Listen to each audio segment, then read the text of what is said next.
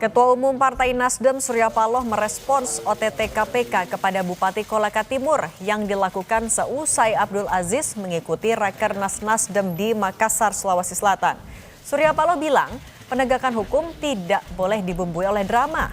Surya Paloh bahkan meminta agar kader Partai Nasdem di Komisi 3 DPR memanggil KPK untuk rapat dengar pendapat terkait aturan operasi tangkap tangan.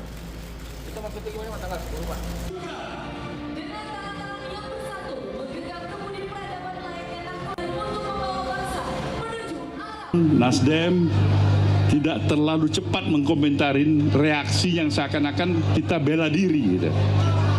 Pembelaan ini kita coba tenang dulu. Tapi di sisi lain bolehlah kita mengingatkan juga. Apa yang perlu kita ingatkan? Upaya penegakan hukum itu tidak mendahulukan drama. Itu yang Nasdem sedih dia kalau harus ada drama dulu baru penegakan hukum. Saya menginstruksikan fraksi Nasdem untuk minta agar Komisi 3 memanggil KPK dengar pendapat agar yang namanya terminologi OTT, khusus terminologi OTT ini bisa diperjelas.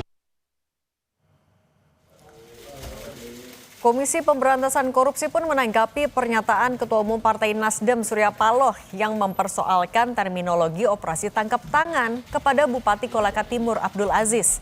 KPK menegaskan OTT Bupati Abdul Aziz sesuai dengan aturan. KPK menyebut surat perintah penyelidikan kasus suap pembangunan RSUD di Kolaka Timur sudah terbit sejak Juli 2025.